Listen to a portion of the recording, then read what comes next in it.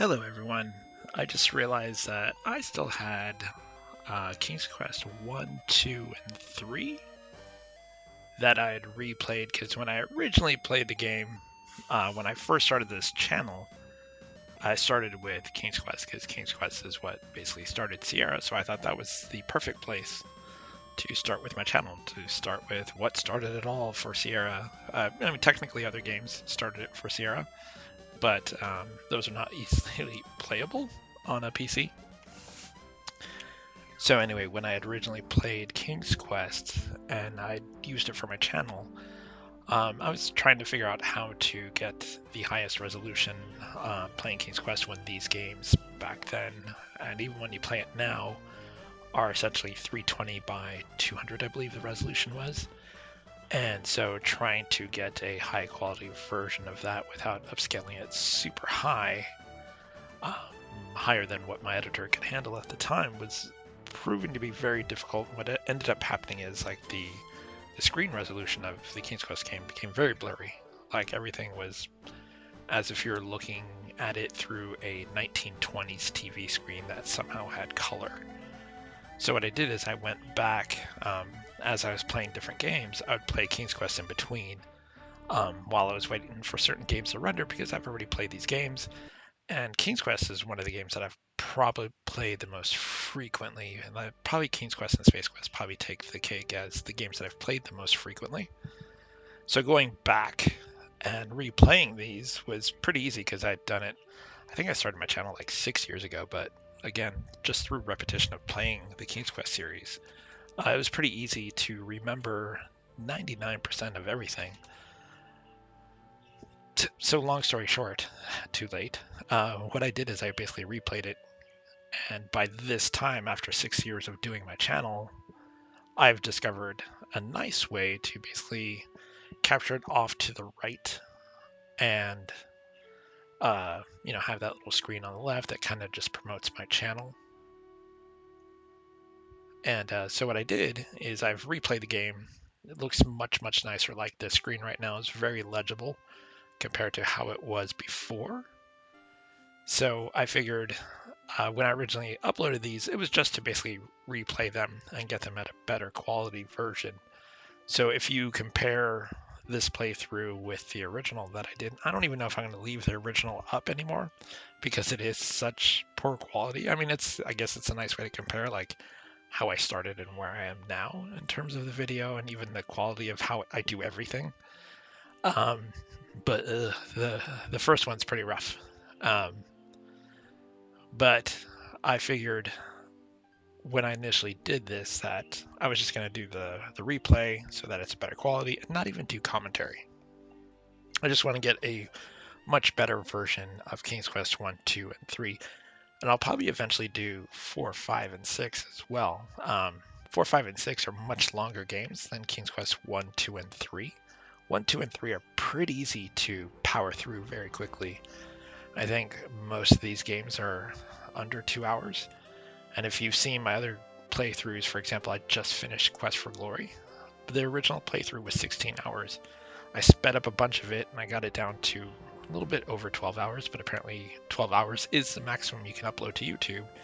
So what I did is I split it up into like 7 hours and 5 hours, I think it was. So being able to power through King's Quest 1 and 2 and 3 was easier. To basically get through 4, 5, and 6. I think 7, I'd already figured out how to make it nice. So I think just 4, 5, and 6 need to be replayed eventually. But I was going to do no commentary originally. I was just high quality, whatever. But I was cleaning up my computer because I realized that for some reason, and I know it's largely right now because I have like 6 or 7 files for the Quest for Glory 4. They are gigs and gigs in size, because each one is like 2 hours or whatever, so they're each a couple gigs in size. And I realized that's still a lot of space being taken up. So as I started digging around, I realized that I still had the King's Quest 1, 2, and 3 replays still on my desktop, buried in a folder in my Let's Play Sierra Games folder. So I thought, you know what? I just finished playing D&D. It's Tuesday night. I run a D&D game every Tuesday. Um, Absolutely not tired, because usually when I play D&D and I get to DM, I'm very amped about how the game went. So I thought, you know what? King's Quest fantasy setting, just finished playing D&D. Why not just do a commentary version of King's Quest 1? I'll probably do King's Quest 2 and 3 now because I'm doing King's Quest 1, the redo commentary. But a lot of this, like I said, I didn't use a walkthrough. I think the only thing I used the walkthrough um, in this redo, because I can never remember how to spell his name backwards with the letters flipped, is the gnome puzzle. The Rumpelstiltskin, flip it backwards, but then flip the alphabet backwards also, or whatever it was. I think that's the only thing I looked up just how to spell it, because it's such a pain in the butt to write his name, flip the alphabet, and look at it backwards, whatnot. Ugh. So in King's Quest 1, you are King. Well, I'm sorry, you're not even a king yet. You are Sir Graham. He's actually just a knight who has been given a mission from the king, who says, you know what, I need these 3 magic items to ensure that my kingdom prospers. One of them is a magic mirror. One of them is uh, totally forgetting what the other 2 are now. Anyway, there's a total of 3 magic items you need to get. And so Sir Graham says, you know, hey, you're the king. You've asked me to do this. I will do it. Some of this stuff, when, like when I originally played King's Quest 1, when it originally came out. So when it first came out, my friend Sean at the time, his father had the only computer that I even knew of that could run such a game. And when he ran it, I remember it booting from a floppy, a 5 1/4, and it was, I want to say it was CGA, because I remember pretty clearly that it was like 4 colors. It wasn't like the cool 16 colors that most people know King's Quest for. It was a 16 color version, and everywhere I was, like after that, like many, many years after that, I'd only see the 16 color version. I never saw this like CGA version, whatever. And finally on YouTube, when I was questioning my sanity, where I was like, God dang it, I can remember that it was like 4 colors. I actually found a YouTube video of someone who had a King's Quest 1 that booted from a 5 1/4 and had 4 colors. I can find no reference of it anywhere, so I'm assuming it is just the 16 color version of King's Quest that only boots into 4 colors. But what is insane is I remember on Sean's father's same computer, we used to play games like Test Drive and stuff like that from Accolade, and those were clearly in 16 colors. Those weren't in 4 color EGA. So I'm not sure why he would have run the game in a 4 color CGA version. I think I said EGA just now, but why he would run it in a 4 color CGA if he had the ability to essentially run EGA. I remember his computer at the time was always top of the line, because that's what Sean's father was really into. He had basically he'd built a computer room into a part of his garage that was all closed off, like it was its own room. Like you walked through the kitchen into the laundry room. From the laundry room, you walked into the computer room, and then from the computer room, there was no way to get to the garage. But if you go outside, you can walk into the garage and you can see that part of it is walled off. So he had this one room that was just its own thing right from the laundry room. That was all computers. I mean, I remember he showed me things like Copy2 PC.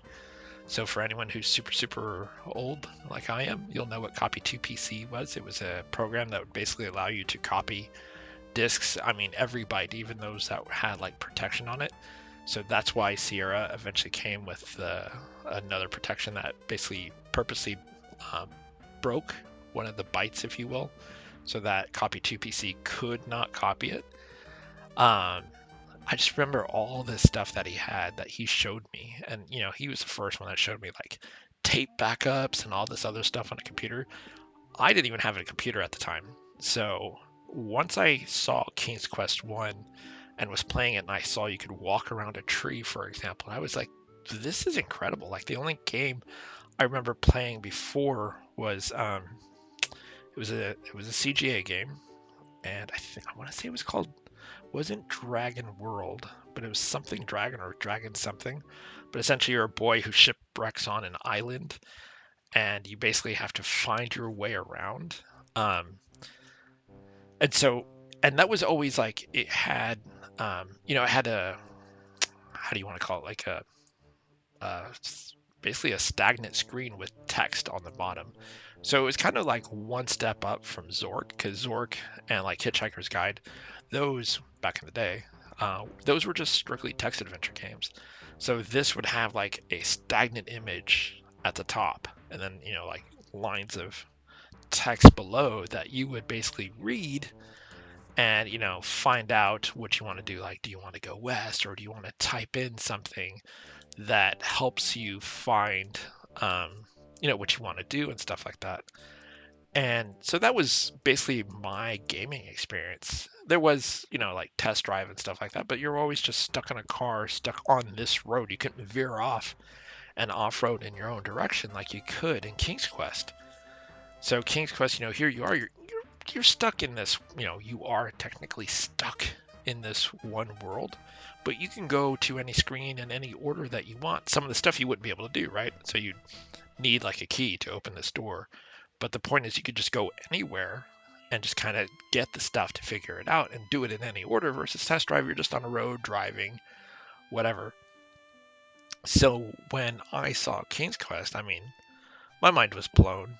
I remember begging my father to get a computer. My dad was like, "No, it's too expensive."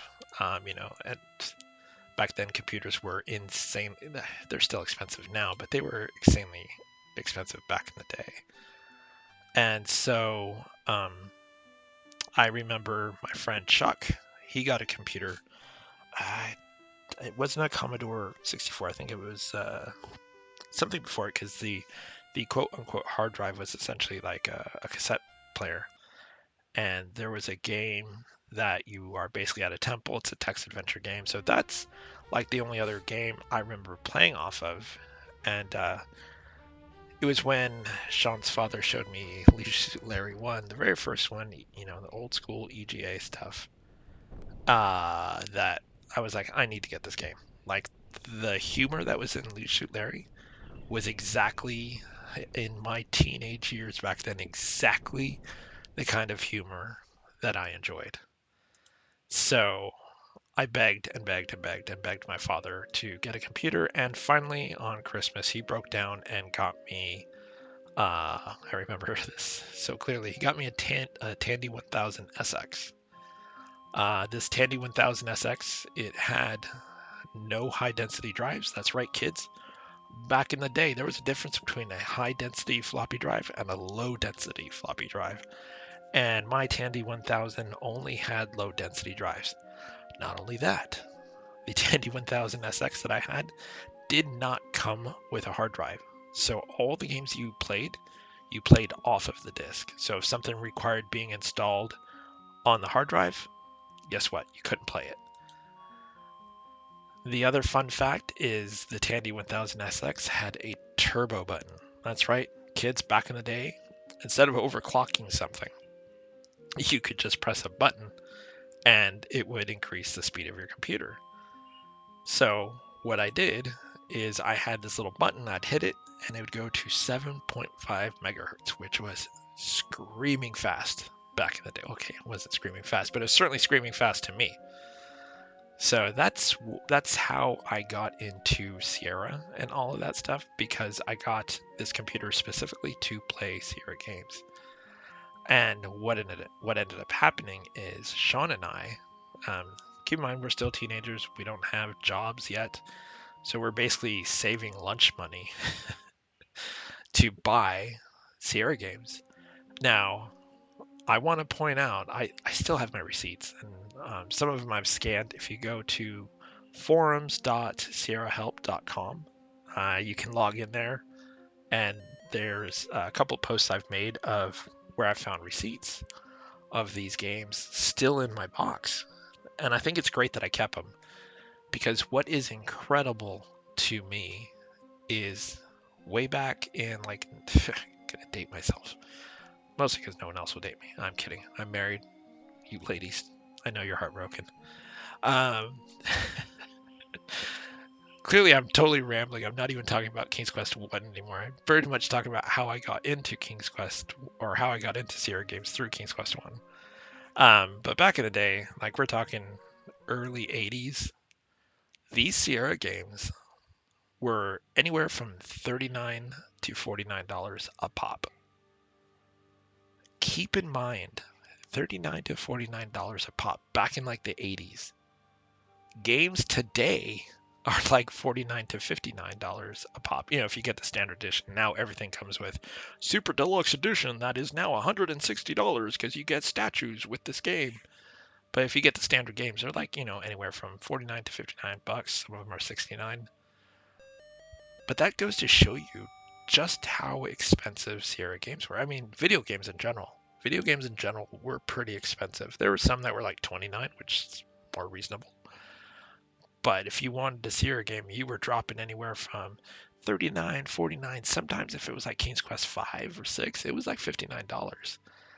And that is crazy to me that in,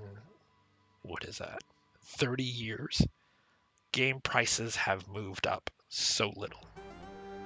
When you consider gas back in the day was 98 cents a gallon, and it would take like $10 to fill your gas tank.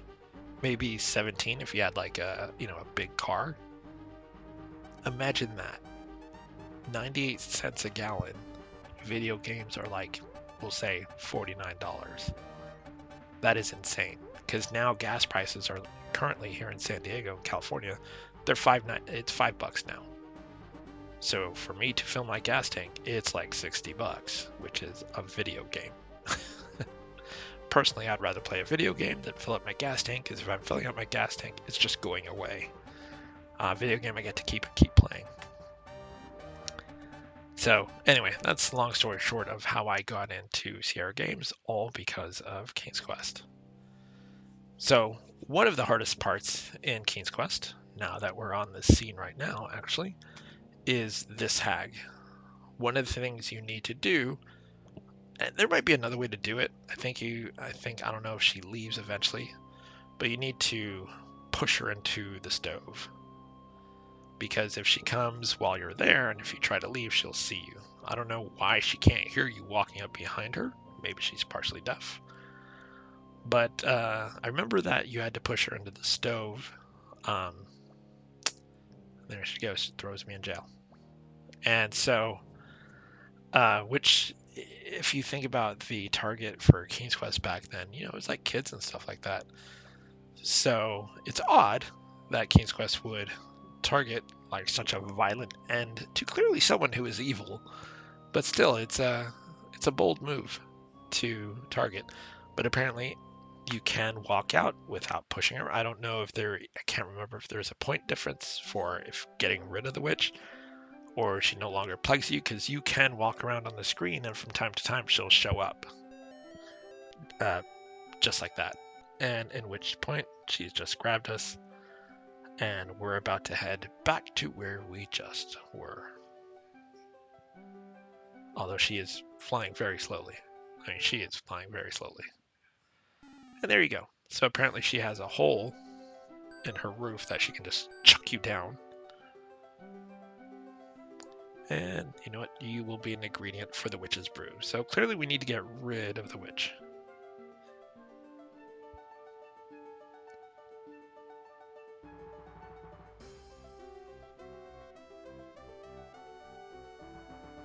So clearly, the game does not end if you get thrown in there. So there might be something that you can do. And I actually can't remember if there is something you can do.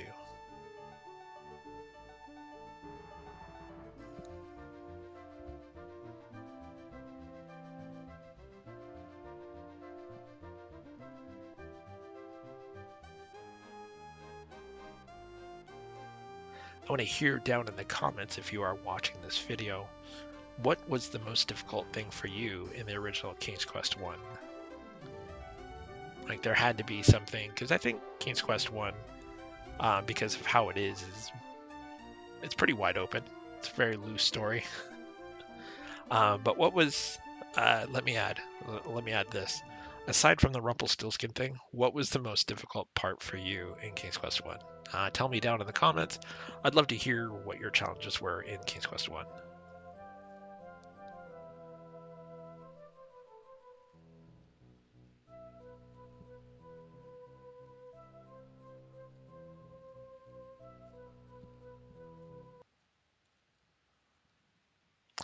I will say a good tactic in King's Quest 1 or any King's Quest where there are monsters or creatures that may grab you and do harm to you. Like there's a dwarf thief who will steal from you. There is the witch, for example, like just what we just saw, who will take you and abduct you. A good rule of thumb is to walk on the edge of the screen, whether it's at the top, side, or bottom. And the reason being is if something shows up, it usually gives you a like music kind of warning. So you can just quickly exit off that screen. And they typically will not chase you onto another screen. So that's a King's Quest pro tip for you. Even though here I am just meandering around somewhere behind this tree.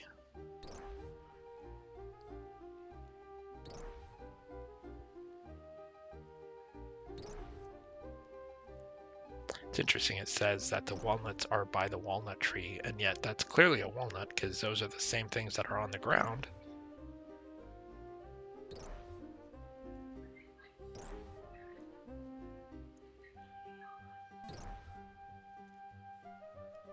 There's a lot of gold here in Daventry. How has no one capitalized on this walnut tree if these walnuts just have gold in them?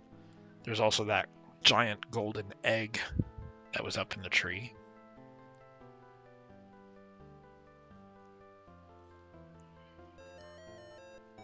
Let's see, there's the evil wizard. We're able to quickly walk off the screen.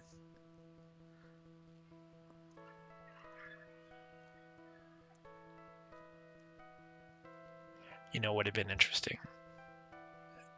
I've not played. So what's interesting is like King's Quest 1, Police Quest 1, Legionary 1.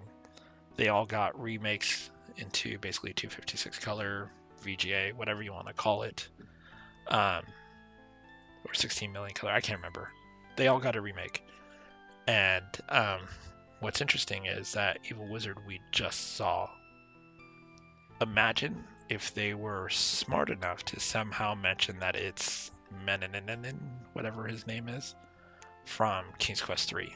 So, like, he's out there looking for someone to be his slave. That would have been kind of cool. If I were to do a remake of King's Quest 1, I think I'd make that happen.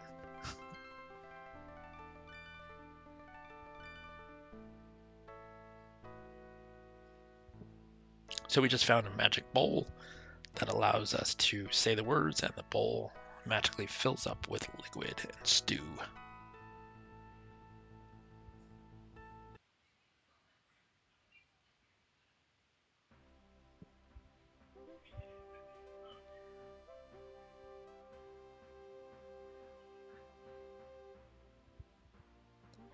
I imagine someone's probably already done this, but what would be cool is to do a King's Quest 1 map with the images. I'm sure someone's probably already done this, but like a nice big thing. So it'd be easy for someone to kind of make their way around.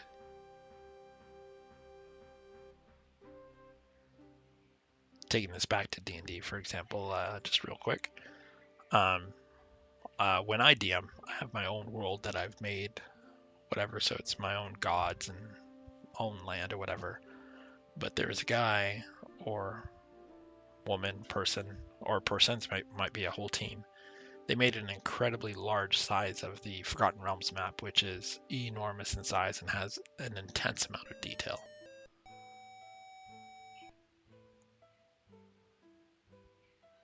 So it'd be cool to see something like that for Daventry.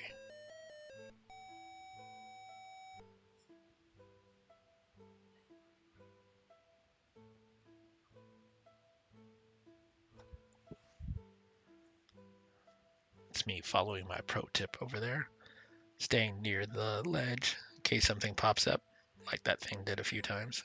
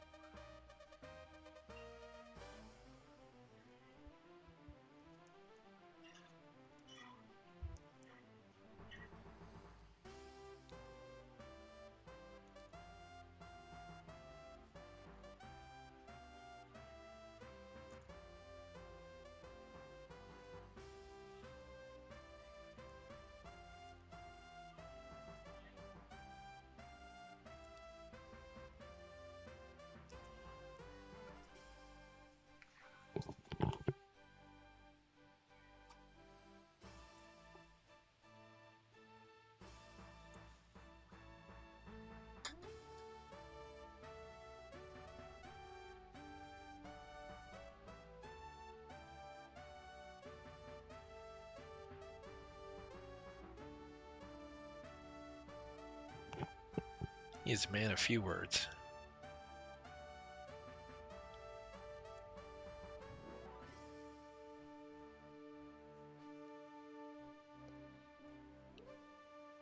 So there's your clue. By talking to the woman, she says we don't even have food for ourselves. So what we're going to do is that bowl we just found, you give it to her, and the woodcutter is very grateful for the food.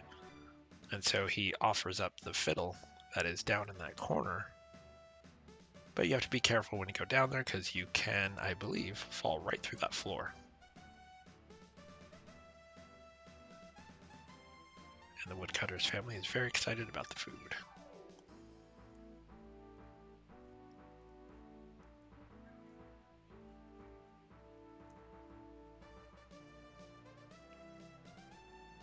So now we have a fiddle.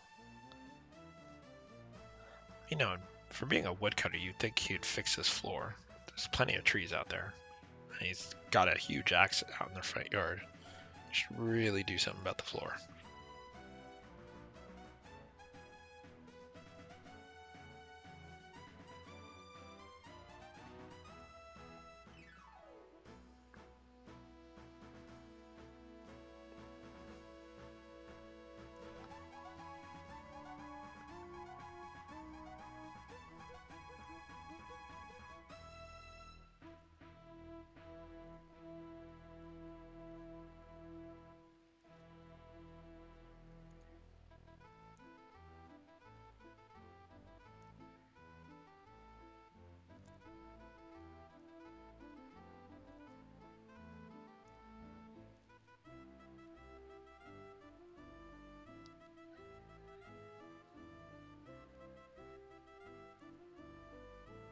I will say it's very impressive what they were able to do.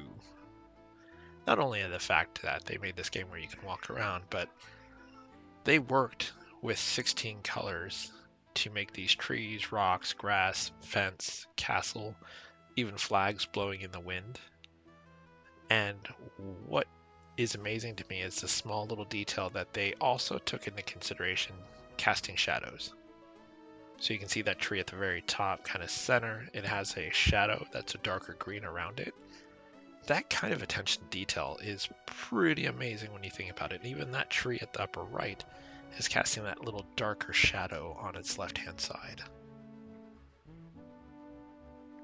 So now we have a goat friend, and we're going to go ahead and take this goat over to a bridge. But in the event this goat decides to wander off, we're going to go ahead and save. Now, it might look like it's locked up or I've paused, but what I'm actually doing is I'll typically Alt-Tab out, move those save games into their own folder once I've reached the point where I've maxed out the amount of save games I can have. So that way I can just keep saving in the same default location. I just keep making new folders whenever I reach the maximum save games.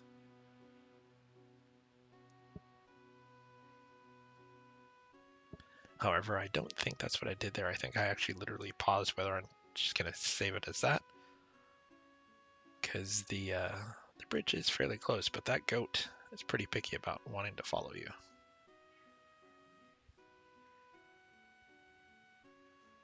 Because this is not the bridge, just in case you're wondering. It's actually a wooden bridge that we need to find.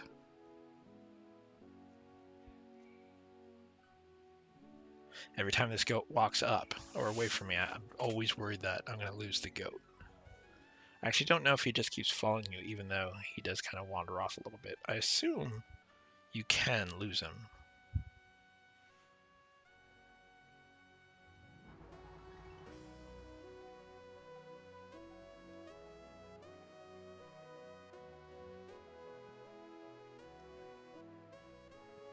And here we go. Here's the wooden bridge.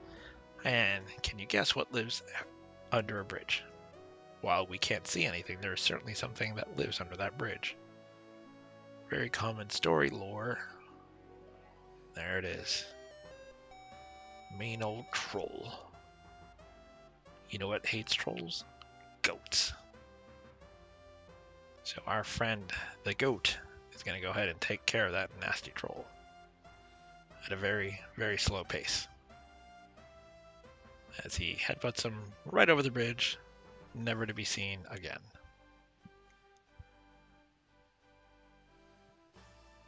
And then the goat, now having done his job, just wanders off. And King Graham is like, okay, I guess we're done.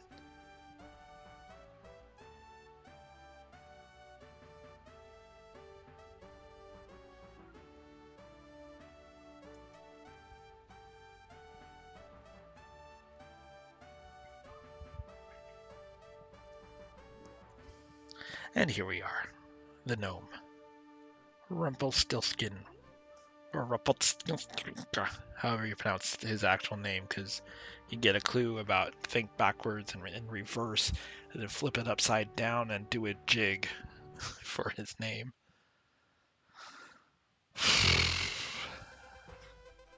And what's funny is, I think because they found this too complicated in the original version, I think in the VGA version, it's just his name backwards, like Rumpelstiltskin backwards versus Rumpelstiltskin backwards with the alphabet backwards or whatever they did, like flip the alphabet backwards first, spell Rumpelstiltskin, and then whatever.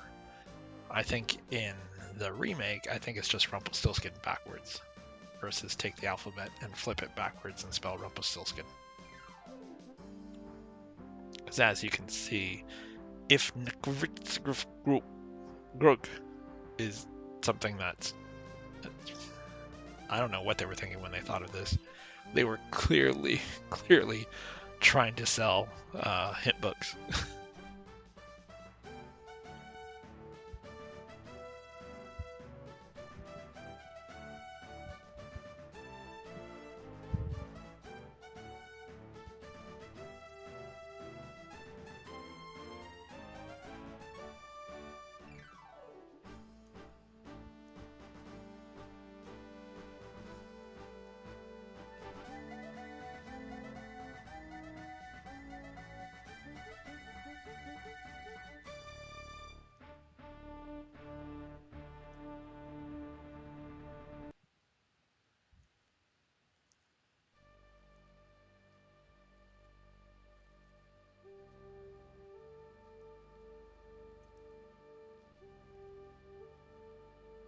And there you go. You can see where that whole time that seemed like it was locked up, what I was actually doing is creating a folder.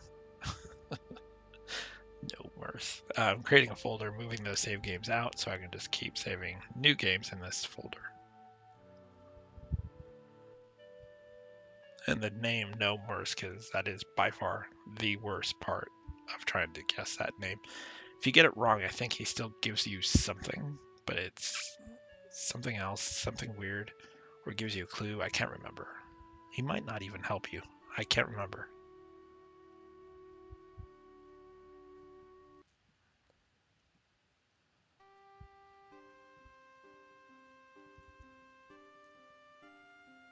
All right, so now we got some magic beans. We're gonna have to go plant those somewhere.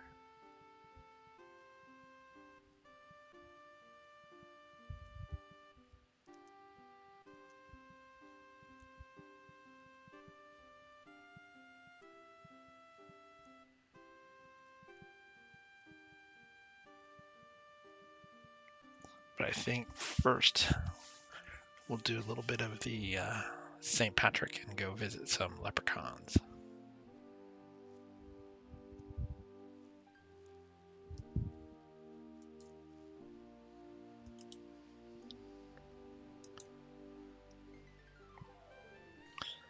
So as I mentioned, there are the leprechauns, and over there we can see some four-leaf clovers.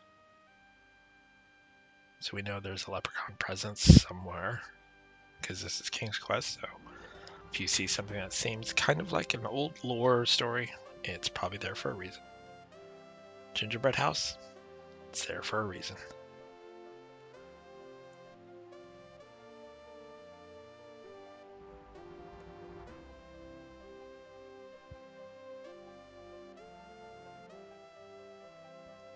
This part, with this eagle, even though I got it, I think in my second shot, the first time, if you watch the Crummy playthrough, if I leave that part up, I am literally chasing this eagle around the screen, doing jump, jump, jump. So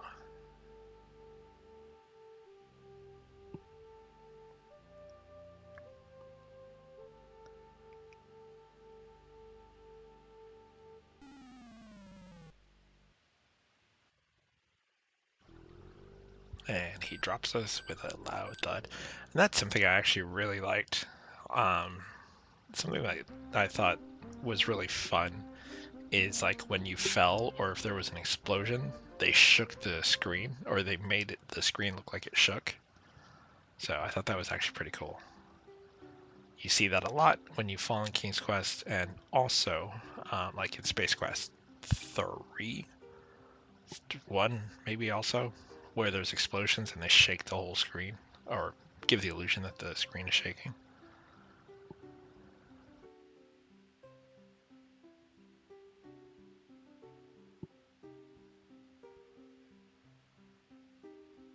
By the way, you do not want to go into that river, despite the fact that it looks like it's not moving, which is odd because they made the flags move and stuff like that. So I don't know why they didn't make like a little ripple to make it look like this water was moving.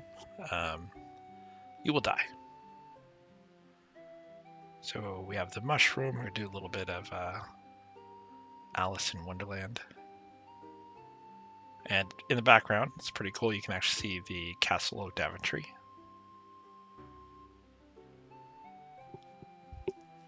However, you cannot walk to it. You are stuck on this little island.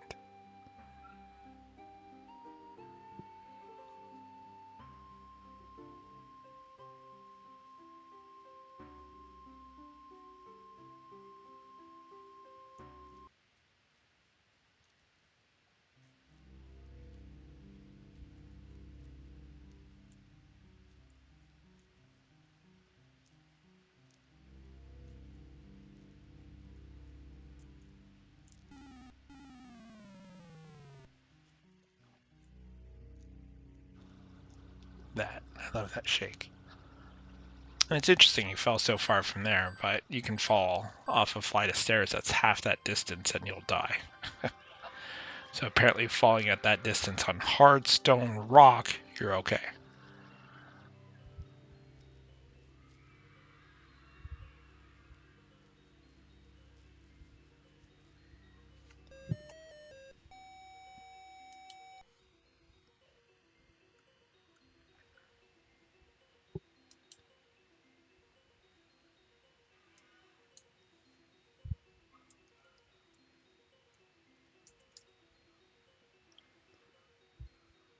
So there's a rat and he wants treasure. What do rats love? They love cheese. So let's cheese it up a little.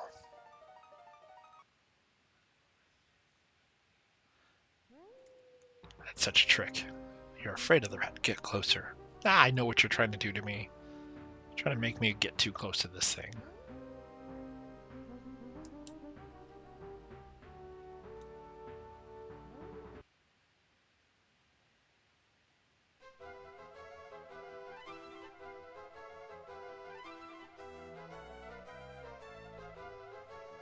Magically just merges with the wall.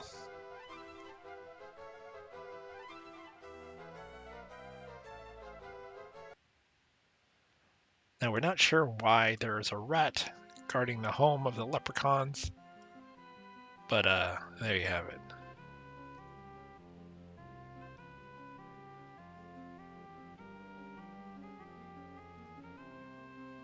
Leprechauns love to dance, so you can guess horrible music. There's the shield that we need to get.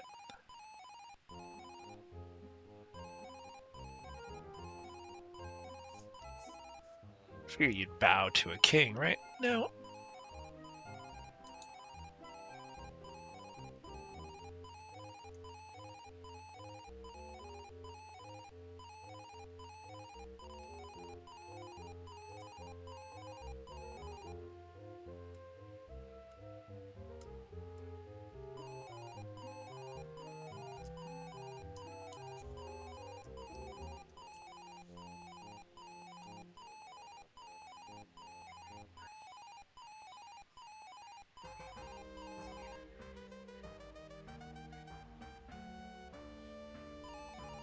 So there's our way out.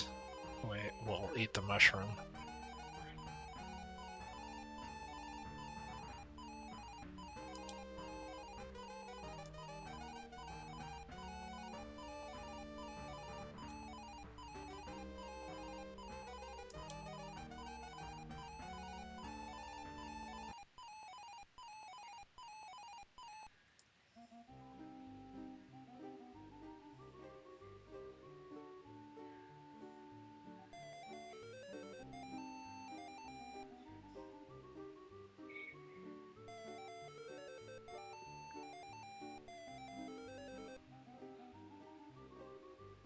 Apparently the fiddle also goes crazy.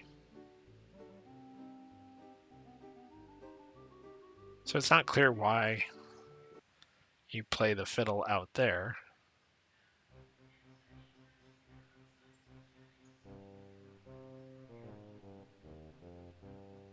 And the king of the leprechauns decides to follow his people and just leave? A magic scepter and a magic shield.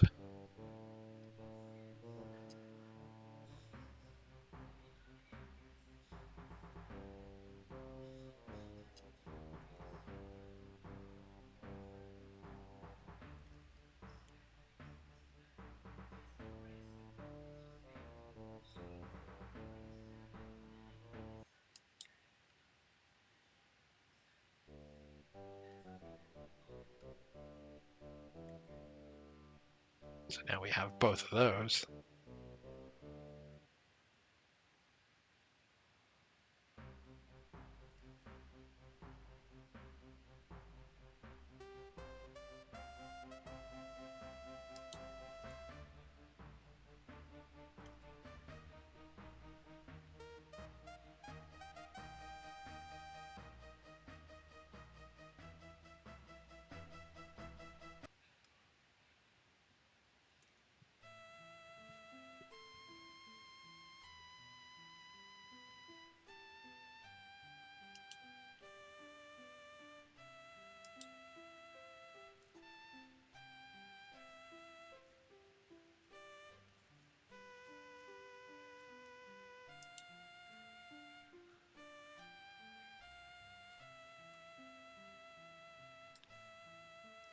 All right, so we're going to make our way up the stairs.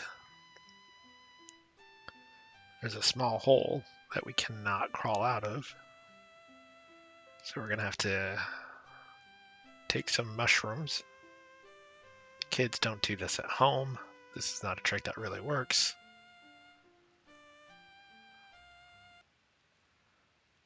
Many mushrooms will have dangerous effects. Just keep that in mind, kids.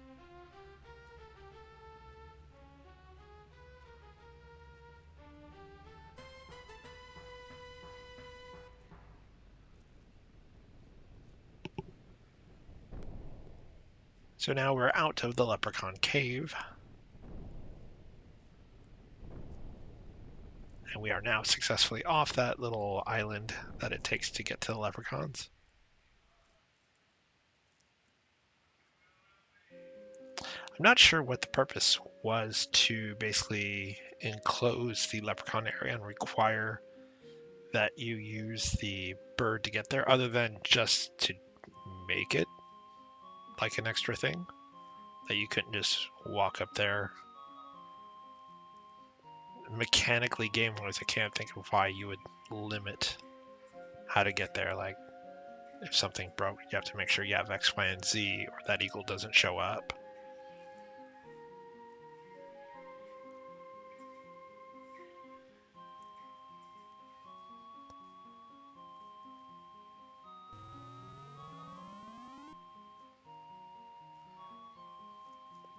Now, if you watch the first time, my first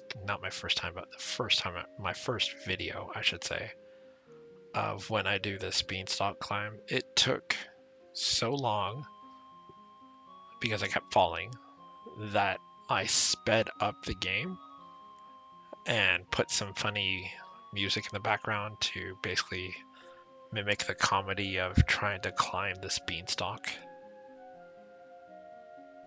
I think it still takes me quite a bit of time because I think I just end up saving every cup. See, it is not clear at all where you should be climbing on this beanstalk.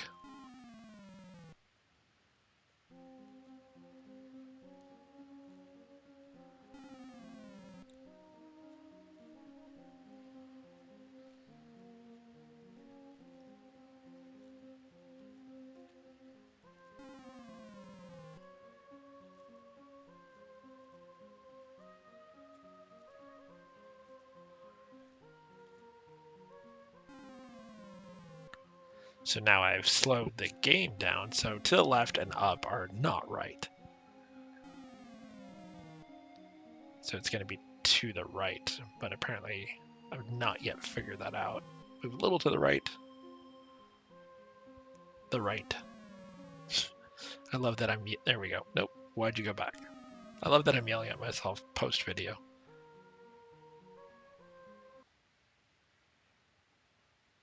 I'm not sure who designed this part of the game, but this is horrible. Like, I think if your hand goes off of the beanstalk, like right there, yeah, maybe you fall. But as long as both hands are on the width anywhere of this beanstalk, I don't think you should fall. Because the path is technically invisible to the person playing. And I don't know at what point they thought, like, hey, this person's fallen like 10 times. They had to have tested this, right? When they made this beanstalk, they had people who are not familiar with where you need to move play test this and go, oh, this isn't fun. Like, I'm inching my way up here very, very, very slowly. And there's a total of like 3 screens of this that you need to do. And I've already fallen like 10, 15 times.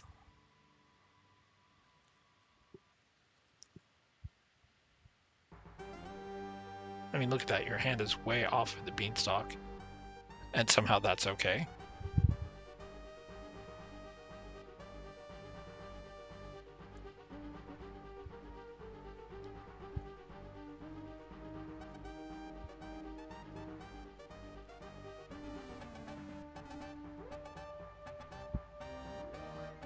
I like that it warns me. One false move and you'll fall, and then I fall.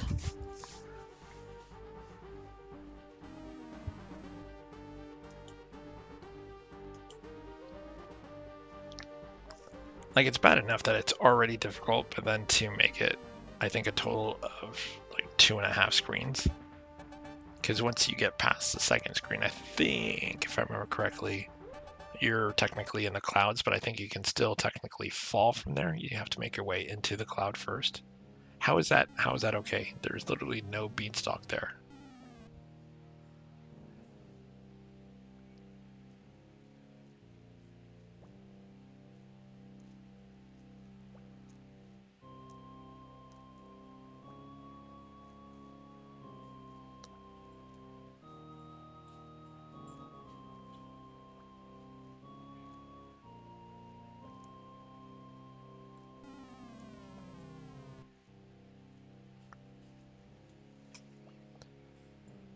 At least you know when you're going to fall. It gives you that message that says one false move.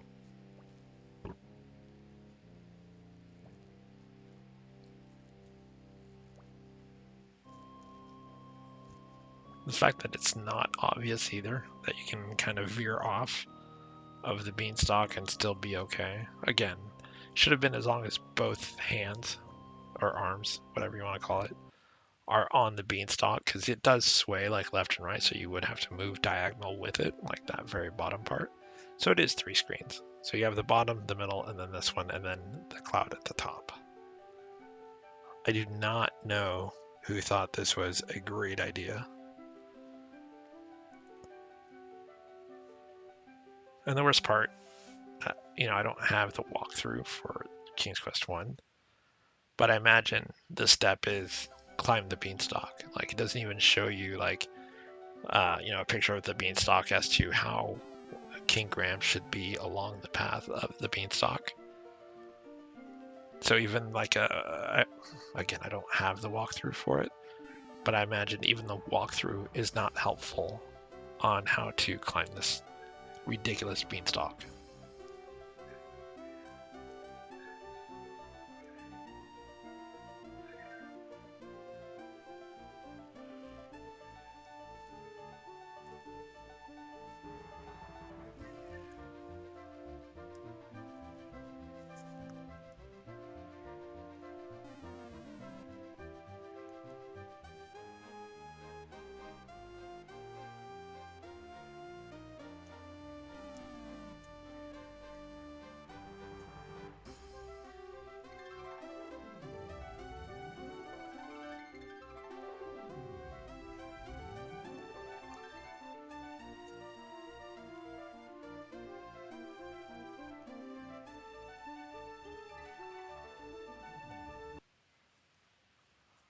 Now, I will say, despite the trouble that it is to get here up into the cloud level, for those who don't get it, Cloud City, Star Wars reference. Anyway, for the save game, that's what I veered off.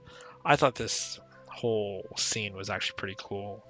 How they did the cloud, and the clouds are in front of you, so you're kind of walking with these big, huge clouds around you. Now, in the next screen, it kind of goes back to normal, where you kind of just see, sorry, the screen after this one, where you just see like the scenery and stuff like that. But I thought they did a good job portraying that you're literally on this little cloud island. I thought that was pretty cool.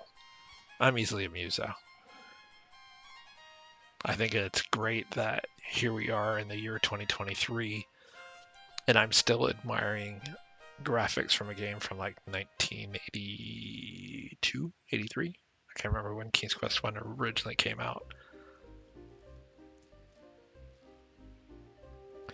But here we'll find the giant, and there are two ways to defeat the giant. I think there's the old David and Goliath where you chuck the stone, but I think there is a different way to beat him. That is like a more peaceful solution.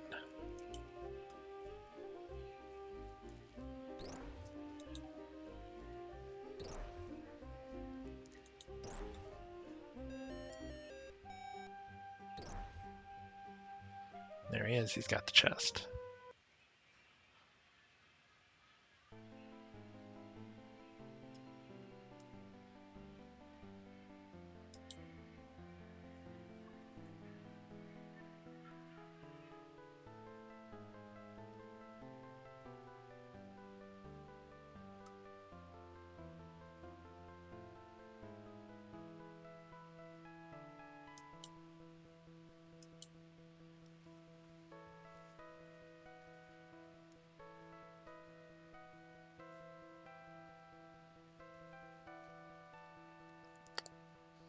I did forget that if you go down south of where the giant is, you actually do still get that mixture of the greenery and the clouds. I think that's a nice touch.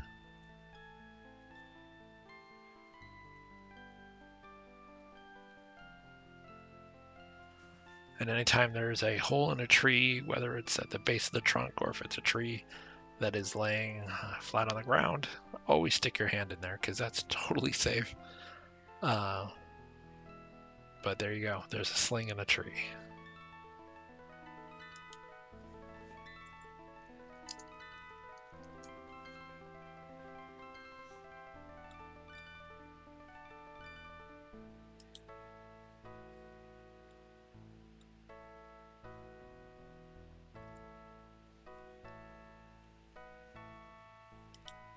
So now that we have a sling, we can go back and defeat the giant through the old David and Goliath method.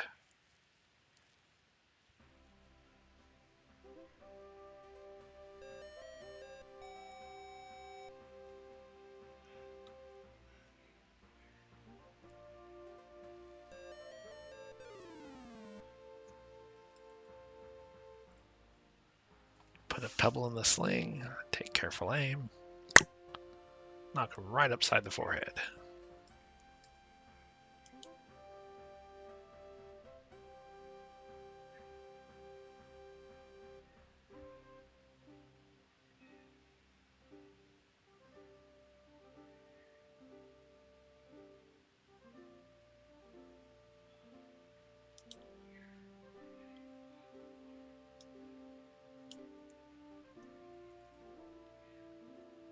So now we have the chest.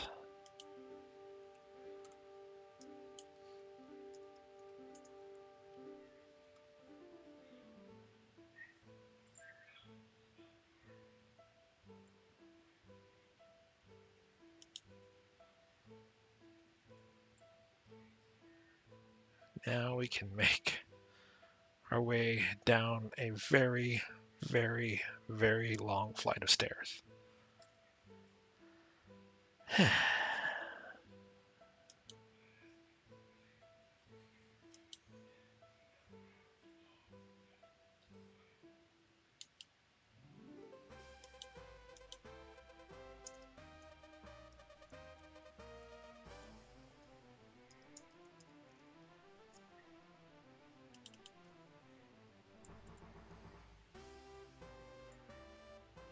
Side note, the game I was trying to remember earlier that I was talking about that was CGA and just had the still images with the text on the bottom. It is a game called Dragon World, and came out this whole time I was trying to while I was watching the video of King's Quest 1, I was also had another window open off to the side trying to find this ridiculous game. But it's called Dragon World, all one world. It came out in 1984 by a company called Telarium Corp, Telarium. But I remember playing this game to death. And like I said, it was CGA. The text is like this crazy neon color. And it was either one image or like three images, but it basically, if I remember correctly, starts you off by shipwrecking you on a boat or shipwrecking you on an island, and the only thing you have around you is your boat. Honestly, can't remember too much more about it. I feel like I need to find a way to play this game again. I definitely no longer have like the discs for it or anything like that. There are so few games that I actually kept. So one of them, I kept all my Sierra games. I have all the boxes that I kept. I have the discs, and most of the 3.5s I was able, because I bought a 3.5 USB, I was able to pull the disk images off of those, so I kind of have those also stored on my hard drive. And I made ISOs of all the CDs and stuff like that, just so I can have it on an external drive in case anything does go terribly wrong ever. But I kept those. I kept my Wizardry games. I have all my Wizardry, like 1 through 8. I kept pretty much everything from Sierra and anything from Surtec. So Realms of Arcania, I have all my games still. I even bought like the collection of those. And just stuff like that. But those other games that I used to have that I bought with Sean, like Test Drive and all of those, I have no idea where those discs eventually ended up. I moved quite a bit back in the day. So it may have been lost during one of the moves, or I may have given it away. I have no idea.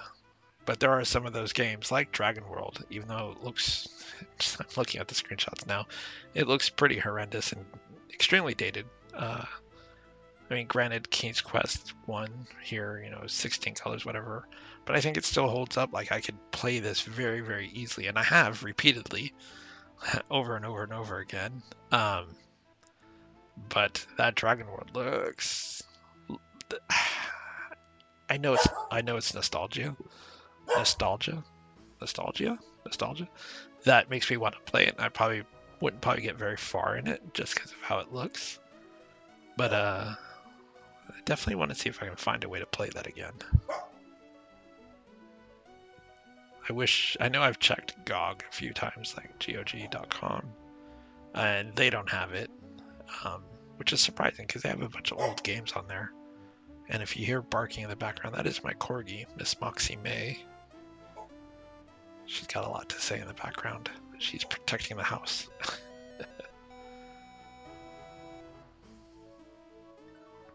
Yeah.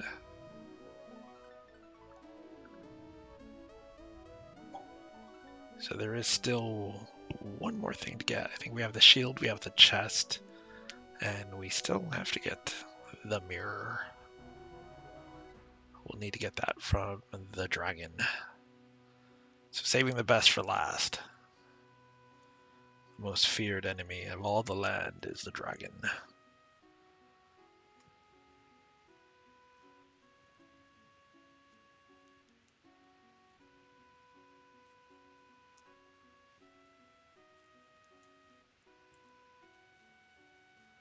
Also, I don't understand why Sir Graham, because he's not a king yet, why he wouldn't just pick up a ton of those walnuts and just have a bunch of gold.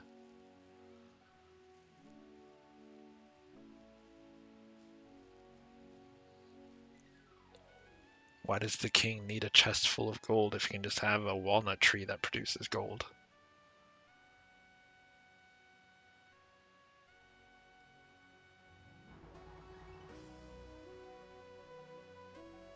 Trying to get my bearings, see which way the dragon is. And I seem to be going in circles because I just saw this tree a moment ago.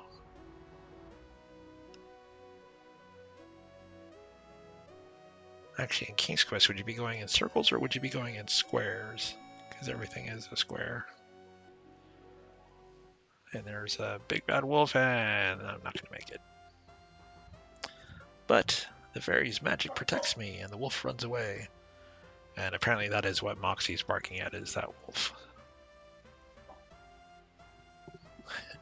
She's laying in the hallway behind me, growling at whatever she's growling at.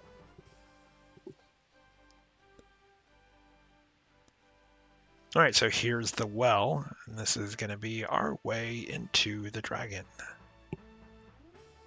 It's funny because I was just talking about the game Dragon World.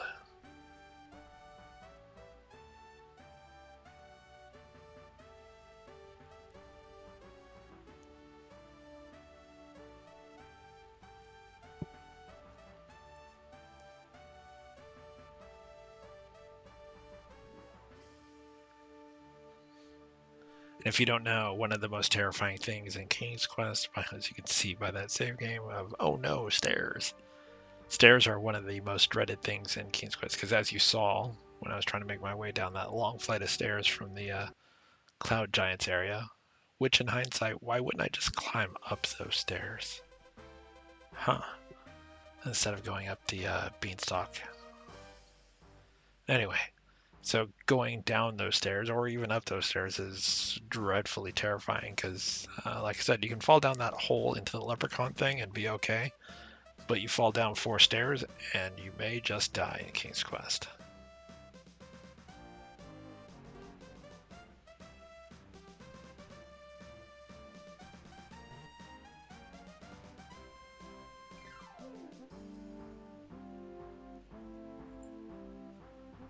Alright, so we've climbed into the bucket and descended down into the well.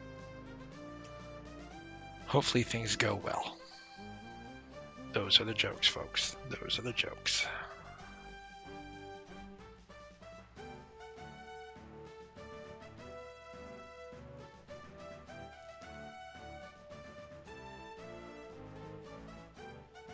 I love it. I say cut the rope with the dagger. It says, what do you want to do with it?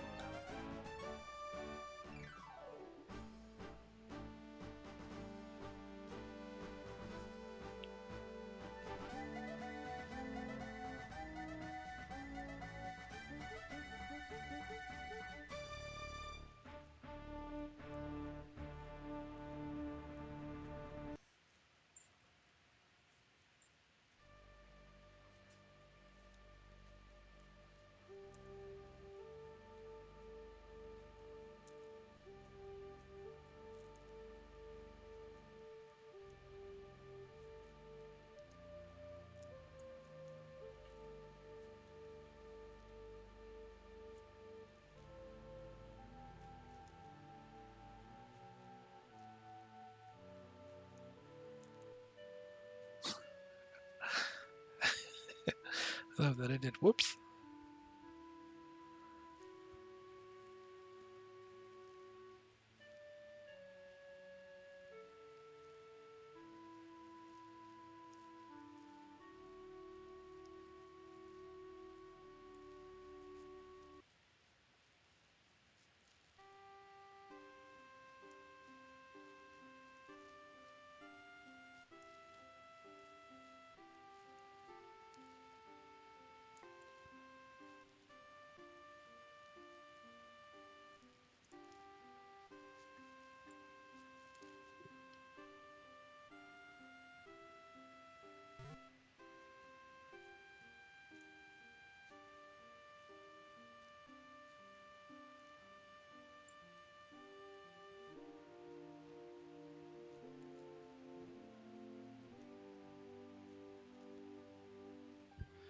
Such an odd thing that you might be able to do it with the bucket. Maybe stand in the bucket and then cut rope.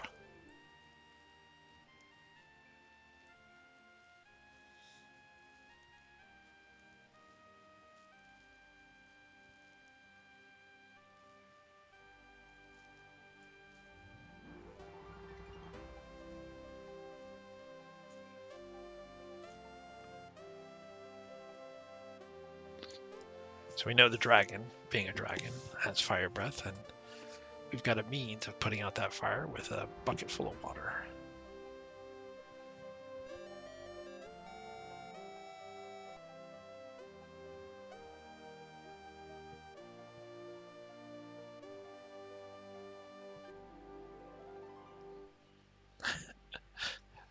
That is a good question. How is there no water in the dragon's cave if it was underwater?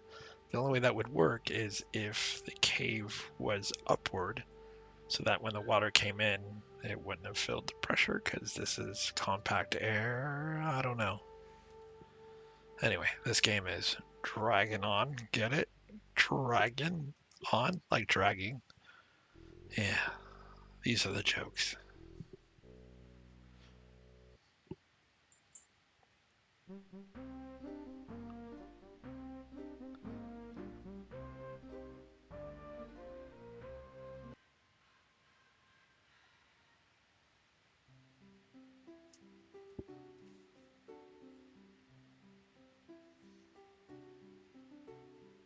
I need to get closer and watch that dragon breath.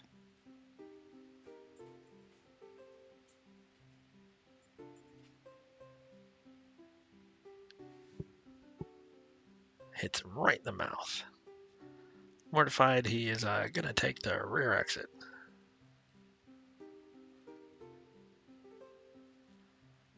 And up there at the top is the magic mirror.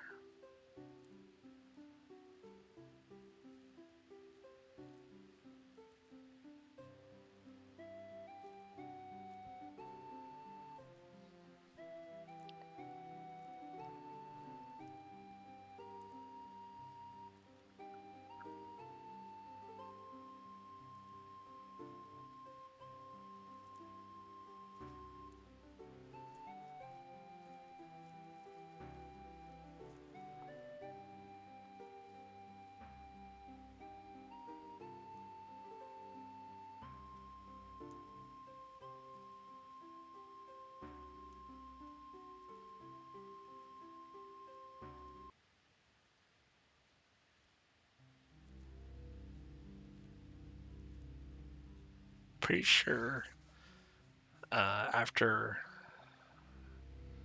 thinking about it, there's literally no way for that cave not to have water, because as soon as he would have opened that back passage, water would have flowed in. So I don't know how there isn't water in that dragon cave. We'll just chalk it up for magic, because it's fantasy and it's King's Quest. So we're now out of the well. We have the chest that we got from the giant. We have the shield that we got from the leprechauns, and we got the magic mirror from the dragon. And come to think of it, I never went back to say the 3 items that we needed. So there we are.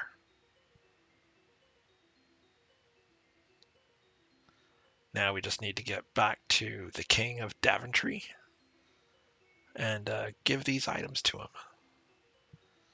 I'm sure nothing's going to go wrong when we do. Everything will be fine.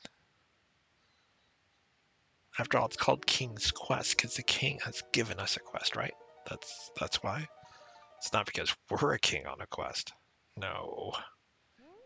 Not yet, anyway.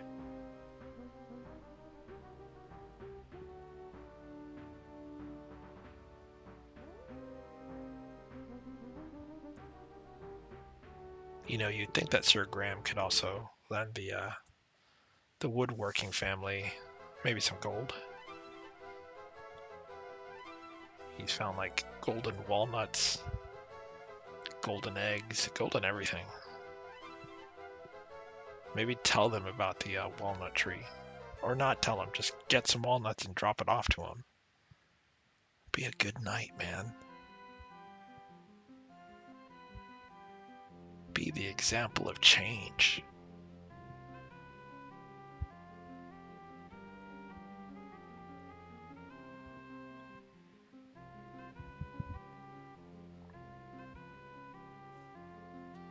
On foot to Daventry is it's a long trek on this screen. Or in this game. Which is cool because it kind of shows you how big this game is. So that's actually kind of cool. That it's not just this, 8x8 screen game.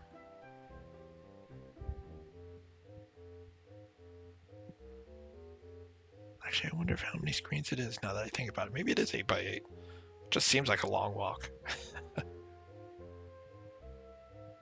I could have probably turned up the speed, but for the most part, I like to leave it on whatever the default is, unless I was slowing it down to try to do something. This is the most perilous bridge ever, so it's always good to save, because perception is difficult in King's Quest. That bridge should be pretty wide, but it's not as wide as you think it is. As you can see.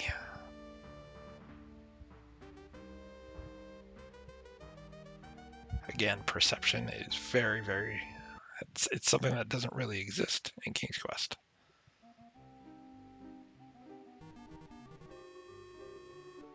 When you feel like you're starting at the middle of the bridge, you're actually standing right at the edge. So now we're walking down the Great Hall. We're about to deliver the 3 items. There are knights just standing around. I assume those are knights. They could just maybe be suits of armor, either way. But you'd figure a king would have some kind of guard. So I feel like those are knights positioned to keep watch. I will say eventually Graham does redesign this throne room, because that flag, the blue, white, and green flag, isn't there later on in the game. It gets replaced with the magic mirror. So the king beckons us forward after we do our courtesy bow. He rises, and with no witnesses, he says, oh, and he dies. And the last thing he said is, "Well done, Sir Graham. You have been a good and faithful servant. I now pronounce you king." And with that, King Edward dies. And the experiences you've done on your quest will be invaluable, because there's a King's Quest too. And he just leaves the dead body there as he takes the crown and sits on the throne. I feel like maybe he should have called someone in. Take the body away, have a funeral before you just take the crown and claim the kingdom as your own. Seems very heartless. Man, what a bad example, come to think of it. And who's going to believe this? I mean, the king just suddenly keels over and announces this faithful servant, Sir Graham, as the king? Huh. Someone might think that maybe he poisoned him. Who knows? King Edward, he was old, but could have had a healthy life out of him. Anyway, that's it for King's Quest 1. Hopefully you enjoyed the commentary. I know I didn't talk as much as I normally do, because I've already done a commentary of the first time I played this game. So a lot of this was just rambling and stuff like that. Anyway, thanks. Don't forget to click like and subscribe. Tell your friends. Tell your family. Tell your pets. Have them come by and watch. All right. Love you all. Bye.